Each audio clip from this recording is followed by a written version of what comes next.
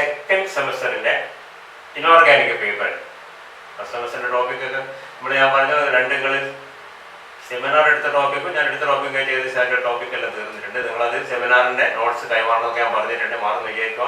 അത് എടുക്കാൻ മാത്രമുള്ള അത്രയൊന്നും ഗൗരവമായില്ല, നമുക്ക് വായിച്ചാൽ മനസ്സിലാവുന്നുള്ളൂ. അതുകൊണ്ട് തന്നെയാണ് അങ്ങനെ തന്നിരിക്കുന്നത്. എന്തെങ്കിലും പ്രശ്നമാണ് നിങ്ങളോട് പറയണം ഞാൻ പറഞ്ഞിട്ടുണ്ട്. അതാണ് നിൽക്കട്ടെ. നമുക്ക് ഇങ്ങനെ സമയം പോകുന്നത് അറിയുന്നില്ലെങ്കിൽ നമുക്ക് അടുത്ത സെമിൻ്റെ പോർഷൻസ് തുടങ്ങാൻ സമയമായിട്ടുണ്ട്. അതുകൊണ്ട് തന്നെ നമ്മുടെ ഇനോർഗാനിക് കെമിസ്ട്രി പേപ്പർ സെക്കൻഡ് സെമിൻ്റെ ടോപ്പിക് തുടങ്ങുകയാണ്. സെക്കൻഡ് സെം ഇനോർഗാനിക് കെമിസ്ട്രി എന്ന് പറഞ്ഞാൽ കോർഡിനേഷൻ കെമിസ്ട്രിയാണ് അതിൽ കൂടുതലും. എല്ലാം ആ പേപ്പറിൻ്റെ പേര് അങ്ങനെയാണ് തോന്നുന്നത്. കോർഡിനേഷൻ കോമ്പൗണ്ട്സിനെ പറ്റി നമ്മൾ ഫിഫ്ത്ത് സെമ്മിൽ സിക്സ്ത് സെമ്മിലാണ് കുറേ കാര്യങ്ങൾ പഠിച്ചിട്ടുണ്ട്. Final BSc. അപ്പോൾ അത് കാര്യം ഒന്ന് റീകളക്ട് ചെയ്യുക. എന്തൊക്കെയാണ് കോർഡിനേഷൻ, എന്താണ് കോംപ്ലക്സ് കോമ്പൗണ്ട്, കോർഡിനേഷൻ കോമ്പൗണ്ട് എന്നുള്ള കാര്യത്തിൽ ഒരുപാട് ഐഡിയാസ് നമ്മുടെ മനസ്സിലുണ്ട് എന്നാണ് എൻ്റെ വിശ്വാസം. What is it?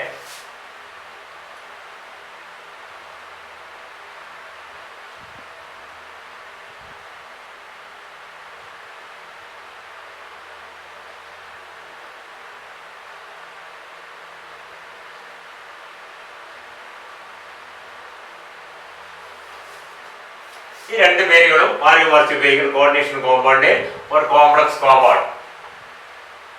യഥാർത്ഥം പറഞ്ഞാല് any compound which has a coordinate bond, dative bond is a coordination compound എന്ന് പറയാം. ഏത് compound in which there is a coordinate bond or a dative bond, അതിന്റെ പ്രത്യേകത നമുക്കറിയാം. both the electrons of the bond comes from a particular atom എന്നൊക്കെ പഠിച്ചിട്ടുണ്ട്. അതിലേക്ക് നമ്മൾ കടന്നു പോകുന്ന അറിയുന്ന കാര്യമാണ്. അങ്ങനത്തെ കോമ്പൗണ്ട് ഒക്കെ നമുക്ക് പറയാമെങ്കിലും നമ്മൾ ഇപ്പം പറയുന്നതും നമ്മൾ ഡിസ്കസ് ചെയ്യുന്നത് പേപ്പറിൽ പറയാൻ പോകുന്ന എല്ലാ കാര്യങ്ങളും they are concerned with metal complexes. A metal complex is a compound which has a metal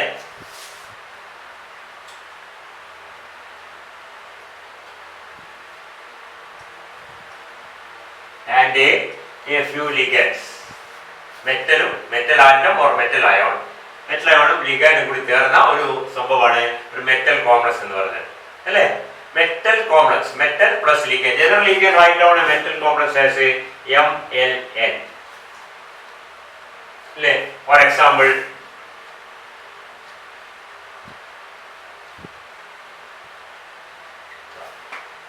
ferrocyanide വളരെ പഠിച്ചത് hexacyanopyrite പേര് നോമൻക്ലേച്ചർ നിങ്ങൾ പഠിച്ചിട്ടുണ്ട് ഡിഗ്രി ക്ലാസ്സിൽ. hexacyanopyrite 2 ion or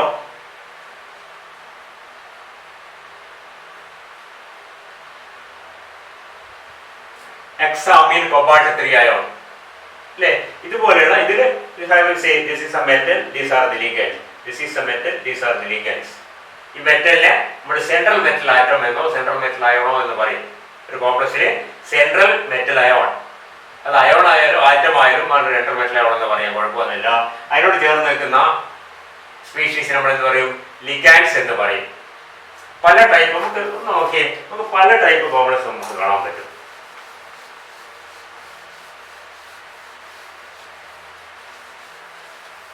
For example, you can see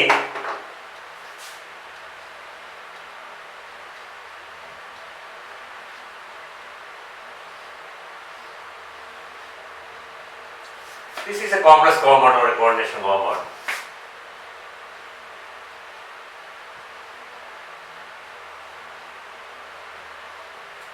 This is another one.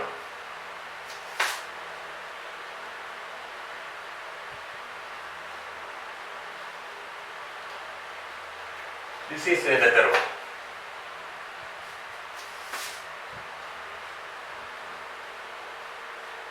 This is still another one.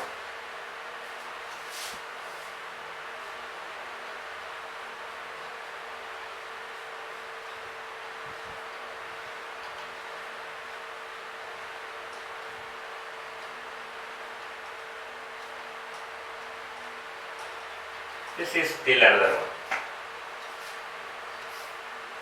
ശ്രദ്ധിക്കാറുള്ളത് ഇതൊക്കെ ionic complexes are. Ionic complex because you can see two different ions. Or when we dissolve it in water, they ionize into the cation and the anion. Then you can see that this is actually CO NH3 6 times. 3 plus arrow mark backward icon plus 3Cl minus. So if you dissolve it in water, you can see this is the CH6 times 3 plus, that is a cation, and there are 3 chloride ions in order to compensate for the 3 positive charge on the cation. Okay, and in this case you can see this is something.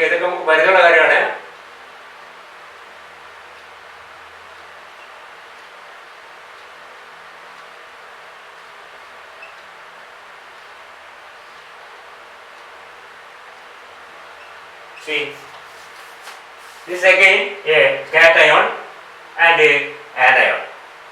Okay, here we can see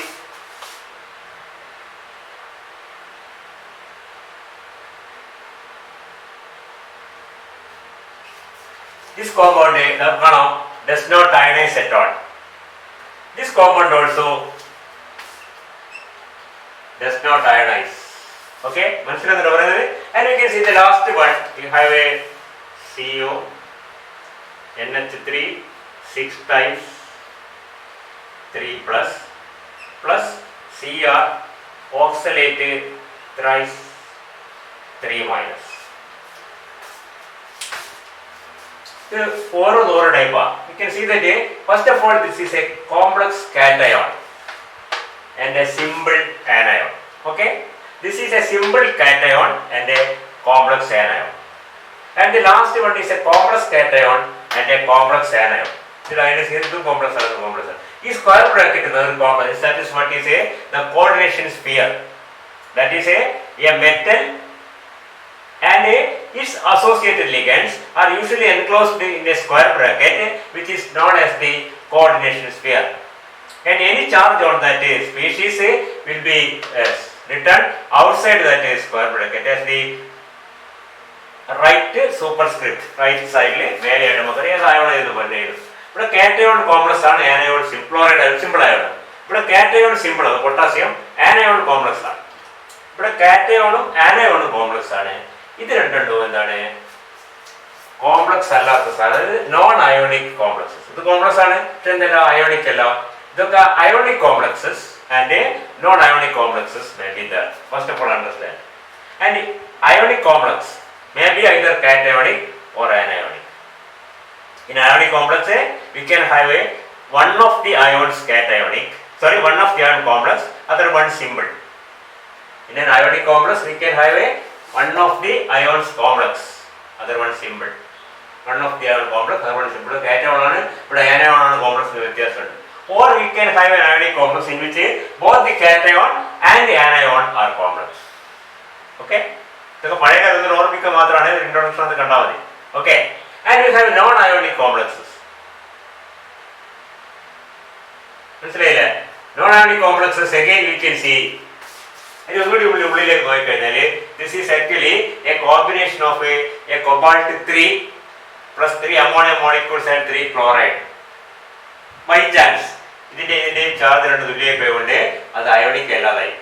That is the 3 chloride ions associated with the cobalt 3 are acting as ligands so that there is nothing to ionize. CO, NH3, 4 times Cl2, Cl. This is word complex. This is cobalt 2 chloride ligands. Cobalt 3 is 2 chloride negative charge, 3 positive. Positive charge. Now, there is negative charge. This is ionize plus or minus. But here cobalt 3. This is cobalt 3. Cobalt 3. This is cobalt 3. That is 3 plus. This cobalt 3 plus is 6 ligands. 3 ammonia, 3 chloride. 3 chloride is 3 negative charge. Cobalt is 3 positive charge. The chloride will not act because it is coordinated to cobalt. Primary valency, secondary valency, some of the anions may satisfy both the primary valency and secondary valency. The primary valencies are ionizable, whereas secondary valencies are non-ionizable. Of the 3 chlorides here, all the 3 are satisfying both the primary valency and secondary valency. Whereas here, you can see 3 chlorides are there, but only 2 chlorides are satisfying primary and secondary valency. 1 chloride is there only to satisfy the primary valency. That means this will ionize to free one of the. ഇത് ionize ചെയ്യുമ്പോൾ ഇതിനൊക്കെ form നമ്മൾ ഇങ്ങനെ കൃത്യമായിട്ട് നമുക്ക് അറിയുന്നുണ്ടെങ്കിൽ അല്ലെങ്കിൽ CONH3 Cl3 യുടെ CNH3 4 times Cl3 ചെയ്തു ഇല്ലേ? CO ഇതിന്റെ ഫോം നമ്മൾ എഴുതുന്നത് CONH3 thrice Cl3 എന്നും മറ്റേത് CONH3 4 times Cl3 എന്ന് എഴുതി. മോണിറ്റർ ഫോമിൽ ഇങ്ങനെ എഴുതാൻ പറ്റും. ഇത് കോർഡിനേഷൻ ഓഫ് കോമ്പൗണ്ട് ആണ്. ചിലത് അകത്താണ് ചിലത് പുറത്താണെന്ന് അറിയുന്നുണ്ടാണ് നമ്മൾ രണ്ട് വിധത്തിൽ എഴുതുന്നത്. ഇങ്ങനെ എഴുതി കഴിഞ്ഞാൽ നമുക്ക് നോക്കി ഇതിൽ എല്ലാ ക്ലോറൈഡും കൊബാൾട്ടുമായിട്ട് കോർഡിനേറ്റഡ് ആണ്. ഇതിൽ 4 അമോണിയ ഉള്ളത് കൊണ്ട് 2 ക്ലോറൈഡ് മാത്രമേ ഒരു ക്ലോറൈഡ് ഫ്രീ. അപ്പോൾ ഇത് അയണൈസ് ചെയ്ത് നമുക്ക് മനസ്സിലാക്കാൻ പറ്റും. കാരണം പറഞ്ഞ് നിങ്ങൾ കുറച്ച് നമ്മൾ കൃത്യമായിട്ട് കുറച്ച് ചെയ്യുമ്പോൾ ക്ലിയർ ആവും. ഞാനിപ്പോൾ പറഞ്ഞത് ജസ്റ്റ് ഇൻട്രോഡക്ഷൻ. അപ്പോൾ ഇതിൽ മെറ്റലിന്റെ ചാർജിന്റെ ലിഗാൻഡിന്റെ ചാർജ് മെറ്റൽ ലിഗാൻഡിന്റെ ചാർജ് തുല്യമായി പോയത് കൊണ്ട് അത് നോൺ അയോണിക് ആയി മാറിയെന്ന് മാത്രമേ ഉള്ളൂ. ഇന്റേണൽ ആയിട്ട് ചാർജ് കോമ്പൻസേറ്റ് ചെയ്തു പോയി. ഇവിടെ മെറ്റലിന് ചാർജ് ഇല്ല, ലിഗാൻഡിന് ചാർജ് ഇല്ല. നിക്കല് carbon monoxide, both are neutral. Nickel 0, carbon monoxide neutral molecule, but they are coordinated. അപ്പോൾ നോൺ അയോണിക് കോംപ്ലക്സ് രണ്ട് വിധത്തിലുണ്ടാവാം. ഒന്ന് മെറ്റലിന് ലിഗാൻഡിന് ചാർജിന്റെ പക്ഷെങ്കിൽ രണ്ടും കൂടി ചേരുമ്പോൾ ചാർജ് ഇല്ലാതായി പോയി. That is known ionic. The charge on the metal is exactly compensated with the charge on some of the ligands. That means that's a non-ionic complex. Or there is no charge on the metal, there is no charge on the ligand. Still they are coordinated to each other. That means this is a non-ionic complex. That you can see this is insoluble in water. They will not undergo ionization. Ionization law. മനസ്സിലാവുന്നുണ്ടോ? അപ്പോൾ ഈ പല type complex ഉണ്ടാവും. അത് ആദ്യം ശ്രദ്ധിക്കുക. Metal ligand ചേർന്നത് a complex species. A complex species can be a neutral molecule or a complex cation or a complex anion. Complex species എന്നാൽ ന്യൂട്രൽ മോളിക്യൂൾ ആവാം, ചാർജ്ലെസ് ആവാം. ഇതുപോലെയോ ഇത് രണ്ടാണ്. കുറച്ച് ഉള്ളിലേക്ക് എന്നാൽ ഇതും രണ്ടാണ്. കുറച്ച് പുറത്ത് നോക്കി രണ്ടും ഒന്നാണ്. എന്താണ്? രണ്ട് ചാർജ്ലെസ് ആണ്, നോൺ അയോണിക് കോംപ്ലക്സസ് ആണ്. ഇത് നോൺ അയോണിക് ആയത് എന്തുകൊണ്ടാണ്? മെറ്റലിന്റെ ചാർജിലാണ്, ലിഗാൻഡിന്റെ ചാർജിലാണ്. പക്ഷെ രണ്ട് ചാർജുകളും തുല്യമായി പോയതുകൊണ്ടാണ്. ഇത് നോൺ അയോണിക് എന്തുകൊണ്ടാണ്? മെറ്റലിന് ചാർജ് ഇല്ല, ലിഗാൻഡിന് ചാർജ് ഇല്ല, പിന്നെ യാതൊരു പ്രശ്നമില്ല. ഓക്കെ. പിന്നെ complex species, A complex cation, A complex anion. A complex cation may be associated with a simple anion. A complex anion may be associated with a simple cation. Or a complex cation may be associated with a complex anion. ഇങ്ങനെ പല type complex ഉണ്ട്. എന്തിനായാലും ശരി അതിന് ഒരു ഭാഗം complex ആയിരിക്കും. Non ionic പിന്നെ ഒരു ഭാഗം ഉണ്ടാവും. അയോണിക് അങ്ങനെ കാറ്റയോണോ അയനയോണോ അല്ലെങ്കിൽ രണ്ടും കോംപ്ലക്സ് ആയിരിക്കും. ഇങ്ങനെ പല ടൈപ്പ് കോംപ്ലക്സസ് എക്സിസ്റ്റ് ചെയ്യും. എല്ലാ കോംപ്ലക്സ് സ്പീഷീസിലും ഒരു കോർഡിനേഷൻ സ്ഫിയർ നമുക്ക് കൺസിഡർ ചെയ്യാം. A coordination sphere is consisting of a closed system. We can see consisting of a metal, central metal and a few ligands. Metal എന്ന് പറഞ്ഞാൽ അത്ര ശരിയല്ല, കുറച്ച് ഒന്നിൽ കൂടുതൽ മെറ്റൽസ് ഒക്കെ വരാം. അത് കുറച്ച് നമുക്ക് മനസ്സിലായി. ഇപ്പോൾ തൽക്കാലം നിങ്ങൾ പഠിച്ചിട്ടുണ്ടാവും. പോളി ന്യൂക്ലിയർ കോംപ്ലക്സ് ഒക്കെ ഉണ്ട്. നോർമലായിട്ട് ഒരു ന്യൂക്ലിയസ്, ഒരു മെറ്റലും അതിന് ചുറ്റും അറേഞ്ച് ചെയ്തിരിക്കുന്ന കുറച്ച് ലിഗൻഡ്സ്. ഓക്കെ.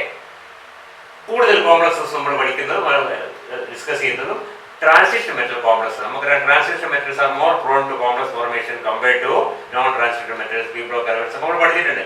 ട്രാൻസിഷൻ മെറ്റൽസ് പഠിക്കുമ്പോൾ ഇപ്പോൾ നമ്മൾ ചർച്ച ചെയ്യുന്ന കോംപ്ലക്സ് ഒക്കെ എന്തായിരിക്കും? ട്രാൻസിഷൻ മെറ്റൽസ് ആയിരിക്കും. Transition metals means 3D 4D 5D സീരീസിൽ വരുന്ന മെറ്റൽസ്. എല്ലാ മെറ്റൽസാണ് നമുക്കറിയാം. 3D സീരീസിലുള്ള മെറ്റൽസിനെങ്കിലും നമ്മൾ അതിൻ്റെ പേരുകളും അതിൻ്റെ അറ്റോമിക് നമ്പറും നമ്മുടെ മനസ്സിൽ വരണം. കോംപ്ലക്സ് പഠിക്കുന്നുണ്ടെങ്കിൽ കാരണം അതിൻ്റെ നമ്പറും അതിൻ്റെ അറ്റോമിക് നമ്പറും അതിൻ്റെ ഇലക്ട്രോൺസിൻ്റെ ഉണ്ടോ ഇലക്ട്രോണിക് കോൺഫിഗറേഷനും ഒക്കെ നമ്മുടെ ഉള്ളിൽ ഉണ്ടായിരിക്കണം എപ്പോഴും. So that you can easily understand the points.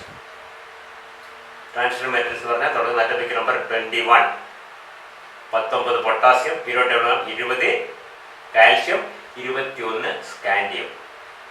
21 മുതൽ തുടർച്ചയായിട്ട് 30 വരെയുള്ള പീരിയോഡിക് ടേബിളിൽ ഈ ഭാഗം രണ്ടുണ്ട്, ഈ ഭാഗം കൂടെ 4-5 ഗ്രൂപ്പ് ഉണ്ട്. ഇതിൻ്റെ ഇടയ്ക്ക് വരുന്നതാണ് നമ്മളെ transition metals. 1 2 3 3D 4D 5D 6D എന്ന് പറയുന്നത് ഇവിടെ വരുന്നതാണ്. ഇതിൽ ഓരോന്നിലും 10 എണ്ണമാണ്. Because D orbitals D1 to D10. And the first series, the 3D series or the first transition series starts from atomic number 21, just after calcium. After calcium, the electron goes into the 3D orbital. 3D1 4s2, 3D2 4s2, 3D3 4s2, so on. Okay, scandium മുതൽ zinc വരെയുള്ള എലമെന്റ്സിന്റെ പേര് scandium, titanium. വൈകാട്ട് പഠിക്കേണ്ട ആവശ്യം കുറച്ച് automatically നമുക്ക് വന്നോളൂ. Vanadium വൈകാട്ട് തന്നെ ആയിക്കോളും, വൈകാട്ടൊക്കെ പഠിച്ചു വെക്കേണ്ട ആവശ്യമൊന്നുമില്ല. Chromium, manganese, iron, cobalt, nickel, copper and zinc. Atomic number 21, 22, 23, 24, 25, 26, 27, 28, 29 and 30. This is the first transistor series, 3D series, starting from scandium up to zinc. അത് നമ്മുടെ മനസ്സിൽ കുറച്ച് വന്നോളൂ. സ്കാൻഡിയം മുതൽ സിങ്ക്. ഇത് ഇലക്ട്രോണിക് കോൺഫിഗറേഷനും വളരെ സിമ്പിളാണ്. കാരണം ഇത് 21 ആണെങ്കിൽ ഇത് D1 ആയിരിക്കും, 3D1 4s2. ഓക്കെ, ഇത് 25 26 ആണെങ്കിൽ 3D6 4s2 ആയിരിക്കും. ഇത് 28 ആണെങ്കിൽ 3D8 4s2. 26 8, 7, 3D7, 6, 3D6 and 3D5. ഇത് 3D4 4s2 എന്ന് കഴിഞ്ഞപ്പോൾ നമുക്കറിയാം 3D5 4s1 ആയിരിക്കും. Because of the extra stability associated with the half-filled orbitals, the electron configuration of chromium is not 3D4 4s2 as expected, but 3D5 4s1. നമുക്കറിയാം, എന്താണ് ഓർത്ത് 3D4 4s2 കുഴപ്പമൊന്നുമില്ല. 3D3, 3D2 and 3D1. ഇത് 3D10 4s2. എല്ലാം 4s2 ആണ്. 3Dയിലാണ് മാറ്റങ്ങൾ വരുന്നത്. ഇനി അടുത്ത തൊട്ട് താഴെ വരുന്നവരായിരിക്കും 3D1 4s2 താഴെ വരുന്നത് എന്തായിരിക്കും? 4D1 5s2 ആയിരിക്കും. 3D6 4s2 വരുന്നത് 4D6 5s2 ആയിരിക്കും. അത്ര വ്യത്യാസം മാത്രമേ ഉണ്ടാവും. എനിവേ, ഈ 10 പേരുകൾ ഓർത്ത് വെക്കും. ഓക്കെ, അപ്പൊ നമ്മളിപ്പോ കണ്ടോ കൊബാൾട്ട്, അയൺ, നിക്കൽ, ക്രോമിയം, ഇതൊക്കെ നമ്മൾ കാണുന്ന എവിടെയാണ്?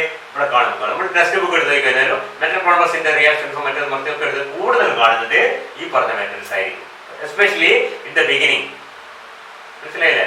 മെറ്റൽ കോംപ്ലക്സ് അതിന്റെ എന്താണ് ഐസോമേഴ്സ്, നോമോമേഴ്സ് മിക്കവാറും കേസിൽ എല്ലാത്തിലും ഈ എലമെന്റ്സ് കൂടുതൽ, ഇവൻ മറ്റേ കാണുന്നതല്ല കൂടുതൽ കാണും. അതുകൊണ്ട് തന്നെ ഈ പറഞ്ഞ 10 എലമെന്റ്സ് നമ്മുടെ മനസ്സിൽ എപ്പോഴും ഉണ്ടായിരിക്കുക. ഓരോന്ന് പറയുമ്പോഴും അതിന്റെ atomic number, atomic electronic configuration. Iron എന്ന് പറയുമ്പോൾ 26 എന്ന് നമ്മുടെ മനസ്സിൽ വരണം. ക്രോമിയം എന്ന് പറയുമ്പോൾ 24 നമ്മുടെ മനസ്സിൽ വരണം. നിക്കൽ 28 എന്ന് പറഞ്ഞ ഉടനെ 3D8 4s2 എന്ന് വരണം. പിന്നെ വേറൊരു കാര്യമുള്ളത്, ഇവന്മാരൊക്കെ ഫോം ചെയ്യുന്നത് most common cation formed by all these elements is +2 അല്ലേ? +2 സ്കാൻഡിയം 2+, ടൈറ്റാനിയം, വനേഡിയം, ക്രോമിയം എല്ലാം +2 ആയാണ് ഫോം ചെയ്യുന്നത്. ഇത് കോമൺ ആയിട്ട് +2 തന്നെയുള്ളൂ. ചിലത് +3 ഫോം ചെയ്തിട്ട്, +4 ഫോം ചെയ്തിട്ട്, +1 ഫോം, അതൊക്കെ ഉണ്ടാവും. പക്ഷെങ്കിൽ കോമൺ ആയിട്ട് എല്ലാം +2 ആയോണാണ് ഫോം ചെയ്യുന്നത്. +2 ആയോണ്ട് കോൺഫിഗറേഷൻ എല്ലാം 3D1 4s2 3D1 4s2 എന്ന് പറഞ്ഞ സ്കാൻഡിയത്തിന്റെ സ്കാൻഡിയം 2+ ആകുമ്പോൾ 3D1 മാത്രമേ ഉണ്ടാവും. ടൈറ്റാനിയം 2+, മാംഗനീസ് 2+ഓ 3D5 ആയിരിക്കും. 4s2 പോയി, 2 ഇലക്ട്രോൺ പോയി. നിക്കലാകുമ്പോഴോ 3D8 ആയിരിക്കും. അയണാകുമ്പോൾ 3D6 ആയിരിക്കും. ഏത്? Fe2+. അയണാകുമ്പോൾ 3D6 4s2, Fe2+ ആകുമ്പോൾ 3D6. നിക്കലാകുമ്പോൾ 28 ആണ്, 3D8 4s2, നിക്കൽ 2+ ആകുമ്പോൾ 3D8. സിങ്ക് 2+ ആകുമ്പോൾ 3D10. സിങ്ക് ആറ്റത്തിന് 3D10 4s2, സിങ്ക് 2+ന് 3D10. അപ്പോൾ ആ നമ്പറുമായിട്ട് ബന്ധപ്പെട്ട് എപ്പോഴും 10 zinc, 9 copper, 8 nickel, 7 cobalt, 6 iron, 5 manganese, 4 chromium, 3 vanadium, 2 titanium, 1 scandium. ആ ഇതിൽ ഓർത്ത് വെക്കണം നമ്മൾ. പിന്നെ ഞാൻ ഈ പറഞ്ഞ കാര്യങ്ങളൊക്കെ ഓർത്ത് വെക്കുക. ഒരു കോംപ്ലക്സ് എന്ന് പറഞ്ഞാൽ കണ്ടാൽ കാറ്റോൺ ആനോൺ പണ്ട് മനസ്സിലാക്കുക. കാറ്റോൺ ആനോൺ കോംപ്ലക്സ് ആയിരിക്കും. ചിലപ്പോൾ മിക്കവാറും കേസിൽ ഏതെങ്കിലും ഒന്നേ കോംപ്ലക്സ് ഉണ്ടാവും. ചിലപ്പോൾ അയോണിക് അല്ലാത്ത ഉണ്ടാവാം. അയോണിക് അല്ലാത്ത 2 ടൈപ്പ് ഉണ്ടാവാം, മെറ്റല്, ലിഗാൻഡ്. ഇനി നമ്മൾ ഇപ്പം ലിഗാൻഡിനെ പറ്റി ഇതൊക്കെ നമ്മൾ നേരത്തെ പഠിച്ചു. ഇതൊന്നും നമ്മൾ സിലബസിൽ ഇല്ലാത്ത കാര്യങ്ങളാണ്. സിലബസ് തുടങ്ങുന്നതിന് formation and stability of complexes ആണ്. അപ്പോൾ ബാക്കി കാര്യങ്ങൾക്കൊന്ന് റീകറക്റ്റ് ചെയ്യാൻ വേണ്ടി പറയുന്നത് മാത്രമേ ഉള്ളൂ. ലിഗാൻഡ്സ് പല ടൈപ്പ് ലിഗാൻഡ്സ് ഉണ്ടാവും പഠിച്ചിട്ടുണ്ട്. Ligands may be classified as per the charge: anionic ligands, neutral ligands and cationic ligands. Chloride, cyanide, fluoride, hydroxide, amide പോലെയുള്ള anionic ligands. Water, ammonia, pyridine പോലെയുള്ള neutral ligands. അപൂർവമായിട്ട് NO+, ഹൈഡ്രസീനിയം അയോൺ പോലെയുള്ള അപൂർവമായിട്ടുള്ള cationic ligands. കൂടുതൽ ligands ഒന്നിക്കൽ ന്യൂട്രലോ അല്ലെങ്കിൽ ആനോണിക്കോ ആയിരിക്കും. പിന്നെ ലിഗാൻസ് പല ടൈപ്പുണ്ട്: മോണോഡെൻഡേറ്റ്, ബൈഡെൻഡേറ്റ്, ട്രൈഡെൻഡേറ്റ് എക്സെട്ര. അല്ലേ? Depending on the number of points through which a ligand can bind to a metal. Same മെറ്റലിലെ ഒരേ എത്തിരി ഡയമീൻ അങ്ങനെ bidentate ligand. Because two nitrogen atoms it can be coordinated to same metal simultaneously is a bidentate ligand. Monodentate ligands ആണ് ക്ലോറൈഡും ഹൈഡ്രോക്സൈഡും വാട്ടറും അമോണിയും ഒക്കെ മോണോഡെൻഡേറ്റ് ആണ്. ആ ലിഗാൻഡിന്റെ ഏറ്റവും പ്രധാനപ്പെട്ട ക്വാളിറ്റി എന്താണ്? അതിന് ഒരു ലോൺ പെയറുള്ള ഒരാറ്റം ഉണ്ടായിരിക്കണം. ഒരാറ്റമെങ്കിലും ഒരു ലോൺ പെയർ എങ്കിലും ഉള്ള ഒരാറ്റമെങ്കിലും ഉണ്ടായാൽ മാത്രമേ ലിഗാൻഡ് അറ്റാക്ക് ചെയ്യാൻ പറ്റൂ. വാട്ടറും അമോണിയയും ക്ലോറൈഡും സയനൈഡും കാർബൺ മോണോക്സൈഡും ഒക്കെ ആ ഗ്രൂപ്പെട്ടാണ്. ലോൺ പെയർ നിർബന്ധമില്ല. ചില കേസിലെ പൈ ബോണ്ടഡ് ഇലക്ട്രോൺസും കോർഡിനേറ്റ് ചെയ്യാം. എത്തിലീൻ പോലെയുള്ള മോളിക്യൂളില് CH2 ഡബിൾ ബോണ്ട് CH2 ഇതിൽ ലോൺ പെയർ ഇല്ല. പക്ഷേ ഈ pi bonded electron can be donated to a metal. ഇങ്ങനെ ബോണ്ട് ഫോം ചെയ്യാം. അത് ഉറപ്പിച്ച് പറയാൻ പറ്റില്ലെങ്കിലും ലോൺ പെയർ ഒരു ആവശ്യമാണെന്ന് പറയാനേ ഉള്ളൂ. നിർബന്ധമില്ല. ഇങ്ങനത്തെ കോമ്പൗണ്ട്സ് ഉണ്ടാവും. സൈക്ലോപെന്റാഡൈനൊക്കെ കോംപ്ലക്സ് ഫോം ചെയ്യുന്നതിന് ലോൺ പെയർ തന്നെ കാണില്ല. പക്ഷേ form very stable complexes making use of the as A pi electrons.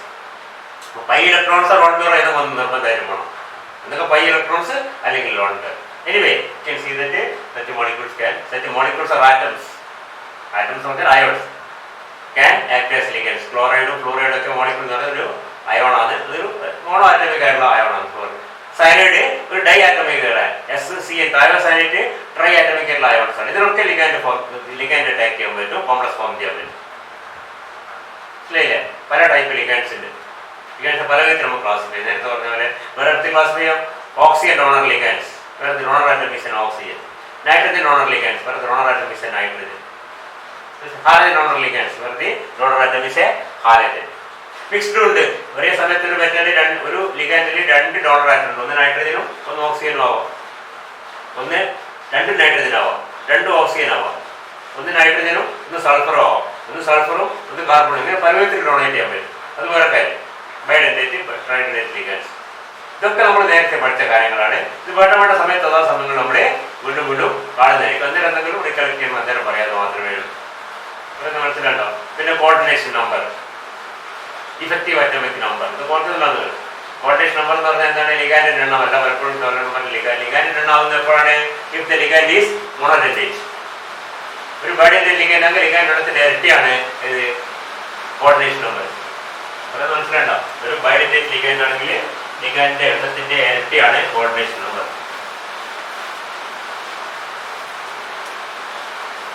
Very simple. CO NH3 6 times 3 plus CO E എന്ന് പറഞ്ഞാൽ എത്തിരി ഡൈമീനാണ്. Thrice 3 plus. ഇതിൽ രണ്ടിലും കൊബാൾട്ടിന്റെ കോർഡിനേഷൻ നമ്പർ 6 ആണ്. 6 അമോണിയം 6 നൈട്രജൻ ബോണ്ട് ചെയ്തിട്ട് കൊബാൾട്ടായിട്ട്. ഇവിടെ ഓരോ എത്തിരി ഡൈമീനും രണ്ട് നൈട്രജൻ എത്തിരി ഡൈമീനേഴ്സ് എനിക്കറിയാം. CH2 CH2 NH2 NH2. ഈ നൈട്രജന്റെ ലോൺ പെയറും ഈ നൈട്രജൻ ലോൺ പെയറും രണ്ടും നമ്മുടെ കൊബാൾട്ടിലേക്ക് കൊടുത്തിരിക്കുകയാണ്. മനസ്സിലായില്ലേ? അപ്പൊ അങ്ങനത്തെ 3 എത്തിരി ഡൈമീനും 6 കോർഡിനേറ്റ് ബോണ്ട്. അപ്പൊ കോർഡിനേഷൻ നമ്പർ 6 ആണ്. അപ്പൊ മെറ്റൽ ഫോം ചെയ്യുന്ന കോർഡിനേറ്റ് ബോണ്ടിന്റെ എണ്ണമാണ് കോർഡിനേഷൻ നമ്പർ. ലിഗാൻഡ് എണ്ണമല്ല. ലിഗാൻഡ് എണ്ണമായിരിക്കും. ഓരോ ലിഗാൻഡും മോണോഡെൻഡേറ്റ് ആണെങ്കിൽ ലിഗാൻഡ് എണ്ണമായിരിക്കും. ഓക്കെ. പിന്നെ ഇഫക്റ്റീവ് അറ്റോമിക് നമ്പർ പറയുന്നുണ്ട്. മെറ്റലിന്റെ മോഡുള്ള ഇലക്ട്രോണും ലിഗാൻഡിന്റെ ഇലക്ട്രോൺസിനൊക്കെ മൊത്തമാണ് ഇഫക്റ്റീവ് അറ്റോമിക് നമ്പർ. ഇതൊക്കെ ആവശ്യം വരുന്നില്ല. ഇതൊക്കെ നമ്മൾ ഡിഗ്രി ക്ലാസ് പഠിച്ചാണ്. ഐസോമെർസ്, നോമൻക്ലേച്ചർ, പേര് കുറിച്ചുള്ള പൊട്ടാസ്യം ഹെക്സാസൈനോ പറയുന്ന പേര് ഇതൊന്നും നമ്മുടെ സിലബസിൽ പോയില്ല. നമ്മൾ ഡയറക്റ്റ് ആയിട്ട് first point formation and stability of complex ചാപ്റ്ററിലേക്കാണ് കടക്കുന്നത്. Formation and stability of complex.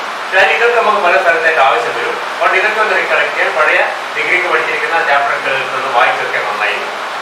Coordination കോമ്പൗണ്ട്സിന്റെ ആദ്യ ഭാഗങ്ങൾ ഏത് ബുക്കിലും കുര്യൻ സർവേലോ അല്ലെങ്കിൽ എന്താണ് ഒരു അങ്ങനത്തെ സിമ്പിൾ ബുക്കുകളിൽ ഡിഗ്രിക്ക് പഠിച്ചിരിക്കുന്ന ആ ഭാഗങ്ങളെ ഒന്ന് വായിച്ച് ഒന്ന് റെഫർ ചെയ്ത് ഒന്ന് ഫ്രഷായി വന്നാൽ നമുക്ക് മാർക്ക് കാര്യം കുറച്ചുകൂടി എളുപ്പമായിരിക്കും. ഓക്കെ, കാര്യങ്ങൾ ശ്രദ്ധിക്കാം. എന്താണ് കോംപ്ലക്സ് കോമ്പൗണ്ട്, എന്താണ് കോർഡിനേഷൻ സ്ഫിയർ, എന്താണ് ലിഗാൻഡ്, അങ്ങനത്തെ ലിഗാൻഡ്സ് മനസ്സിലായില്ലേ? എന്താണ് പിന്നെ ഒരു നോൺ അയോണിക് കോംപ്ലക്സ്. എന്താണ് അയോണിക് കോംപ്ലക്സ്? അയോണിക് കോംപ്ലക്സ് രണ്ട് വിധത്തിലുണ്ട്. നോൺ അയോണിക് കോംപ്ലക്സ് രണ്ട് വിധത്തിലുണ്ട്. പല വിധത്തിലുണ്ട്. നമ്മൾ പറയാണ് അല്ലേ? ഇങ്ങനത്തെ കാര്യങ്ങളൊക്കെ ഒന്ന് ജസ്റ്റ് ഒന്ന് മനസ്സിലാക്കി വെക്കാം. അത് നല്ലതാണ്. അതിന് continue in next class. Okay.